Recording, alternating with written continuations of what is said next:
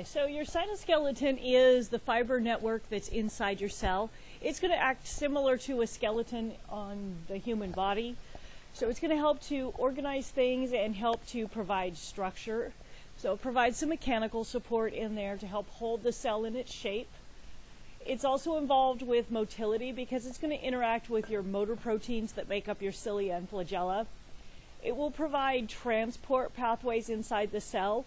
So this little picture here, I like this one. It kind of shows that if you look at this, it looks kind of like a roller coaster car on the rails. And so your motor proteins allow them to move along the microtubules of the cytoskeleton. They act like rails that they can move along. It helps to move the plasma to do phagocytosis. So when a cell is going to engulf things, it helps to move all of the plasma inside around so that it can do that engulfing. And then regulate some of your biochemical activities in response to mechanical stimulation. Some of your biochemical responses actually need to feel the presence of another cell or something coming around close to it from the outside, so you can have some of your cilia that can act like feelers, and when they get bumped, it says, okay, now there's something this close, now I need to do this biochemical activity inside the cell.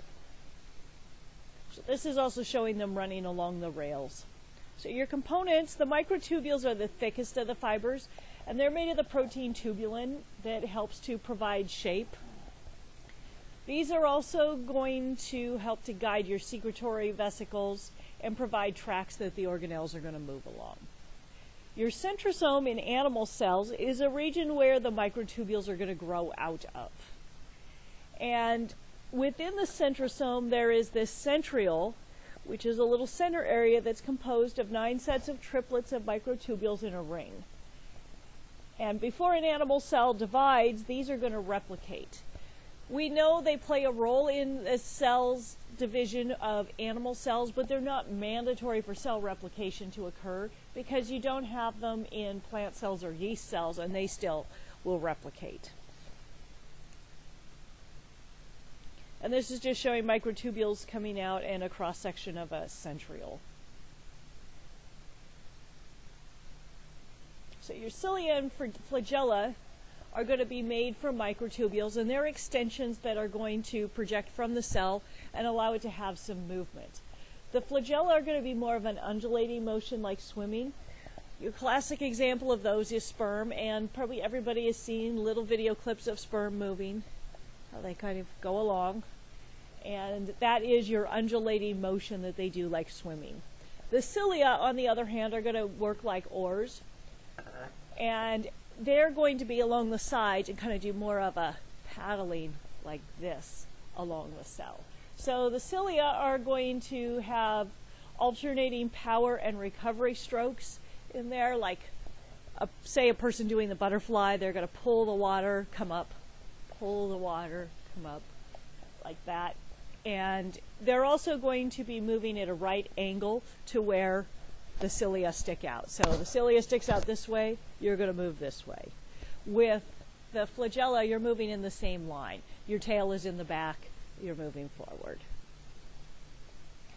We have 2 different types of cilia. Your primary cilia are going to act like signal receiving antenna. So these are going to be those little feelers that are on the outside of the cell, so that when something gets close to it, it can trigger one of those feelers and then transmit molecular signals inside. These appear to be involved and crucial in your brain function and embryological development. Part of your embryological development is when you change sizes or you get close to something else. It helps in the differentiation so that you go from having one cell type when you are first conceived as a zygote to having several different types of cells. The cilia help know when it's time to differentiate a cell into a different type. So this 9+2 pattern, what that means is you've got 9 doublets of microtubules arranged in a ring with 2 single microtubules in the center. And this is what you're going to see in nearly all of your eukaryotic flagella and then in your motile cilia. So this is, you have 9 pairs that go around, 2 in the center, is all that means. The 9+0 pattern, you just have the doubles of microtubules, but you don't have the central pair. That's what you're going to see in the non-modal primary cilia. So if you're not sure what kind of cilia it is, you can always open them up and look at the structure. So this is a 9+0 structure down here. So, and they're actually triplets plus 0.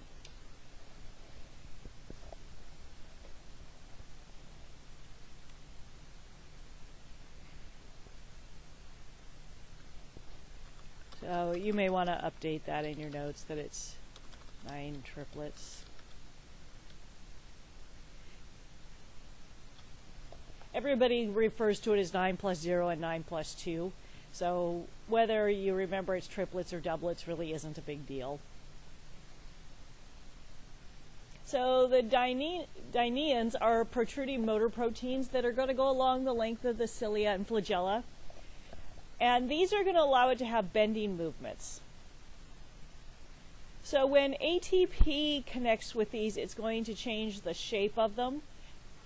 So where you've got these doublets in there, when you have ATP, it's going to change their shape and allow them to bend side to side. And so that is what does the sperm tail or this. ATP is your energy currency.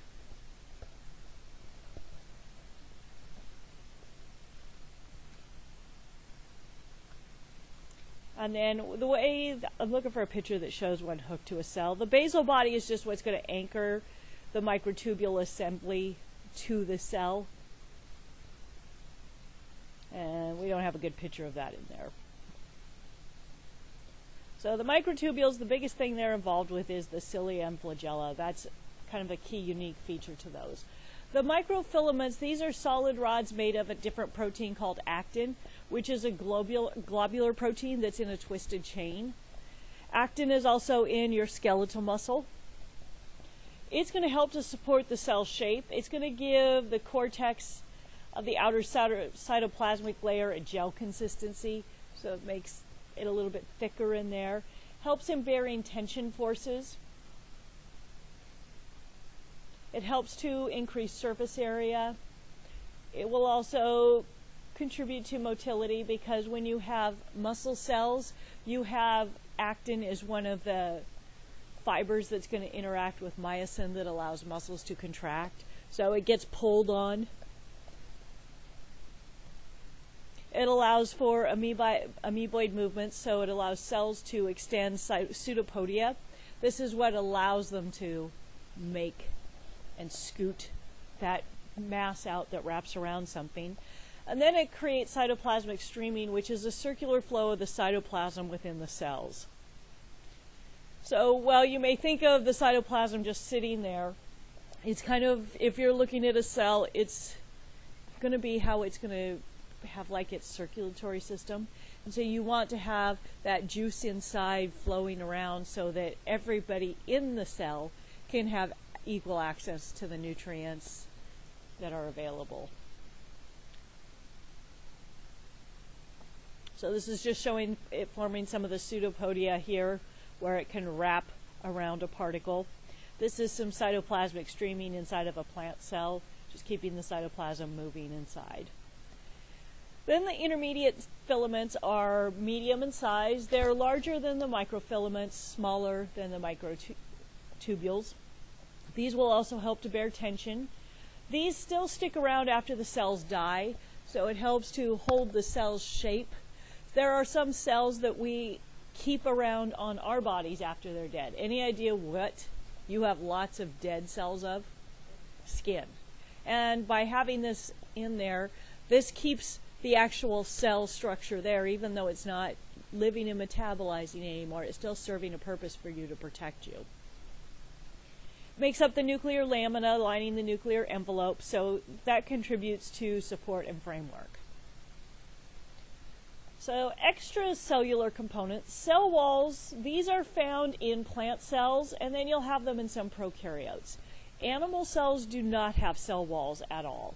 The cell wall is an extra layer on the outside that's going to provide more protection. It's going to maintain shape. You don't really need to have cell walls because you actually have a skeleton as an animal that's going to provide that support and your framework shape. If you look at the plants outside, they don't have skeletons. So they need to have these cell walls to make their cells a little bit stronger in there. So this is what allows them to be held up against gravity. It can also help prevent excess water uptake. Also, it will help against excess water loss. You'll see it in prokaryotes, fungi, and some protists. So again, mushrooms don't have skeletal systems, but you can have mushrooms stand up off the ground. Some mushrooms can get pretty large, stand up pretty high. So the characteristics of it, it's thicker than a plasma membrane, and the microfibrils in there are made up of cellulose embedded in a matrix of other polysaccharides and proteins. It will vary with the cell type in the species. So these are going to be strong fibers in a matrix, so they're going to have a ground substance around them. With a primary cell wall, this is what you'll find in a young plant cell when it first secretes this relatively thin, flexible cell wall. If you look at a new plant seed when it's just growing, a lot of times they're really flimsy and delicate in there. They don't have the strong cell walls yet. The microtubules in the cortex will guide cellulose synthase and orient the cellulose deposition to affect the growth pattern. So you'll notice also if you put plants in a window, a lot of times they will grow towards the window. And so this is what allows them to be flexible and grow towards the different directions.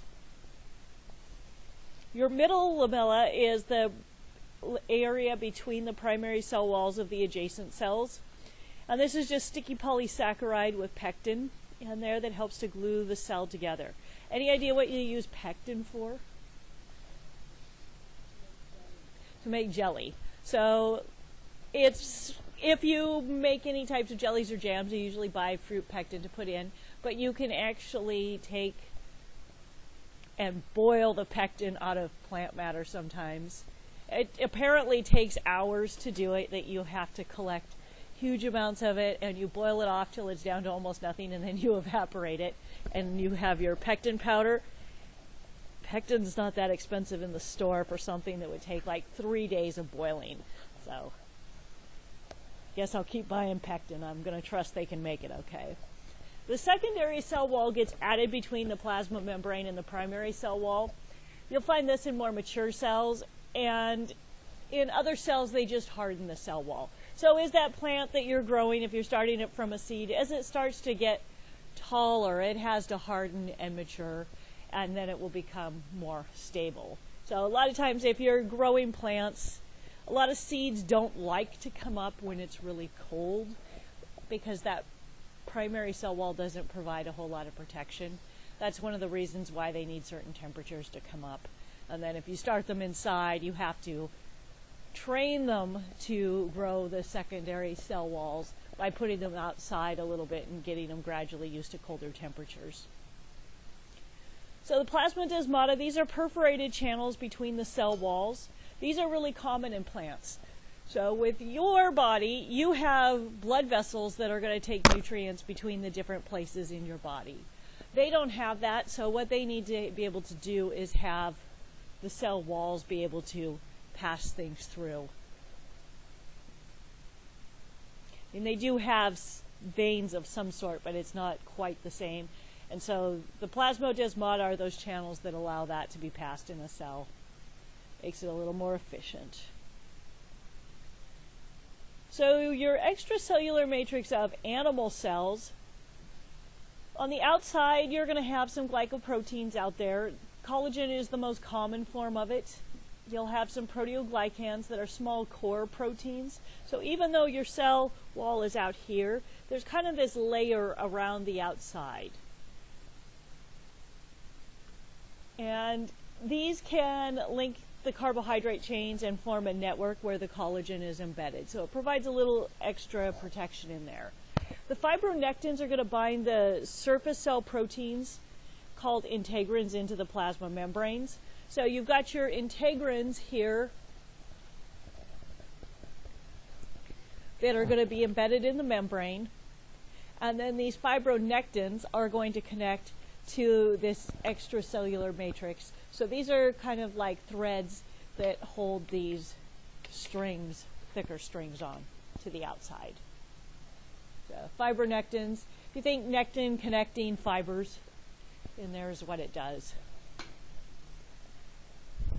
So intercellular junctions, you can have junctions between cells. The Plasmodesmata are the examples in plants. In animal cells, you have tight junctions where the animal cell membranes get bound together by specific proteins. So what makes your skin watertight is you actually have junctions where you have two cells next to each other that will lock them together. So it's the glue that holds them together like that so that water doesn't come in and out through your skin. Desmosomes, these are going to attach muscle cells together. These are going to have intermediate filaments of keratin in there. And then gap junctions, these are little spaces between the cytoplasm for heart and muscle cells that allow them to communicate. With your muscle cells, you've got several cells that need to work together. If you want to bend this arm here and have these muscles contract, you need all of the fibers to work together to do that. So by having those gap junctions in there, you can have the message be spread to all of the muscle cells at the same time. Same thing with your heart. If you didn't have all of those cells working together, if every muscle just contracted at its own little rate in there, it would sit there and vibrate instead of working together as a pump. So it allows the activity to be coordinated when you have a multicellular organism.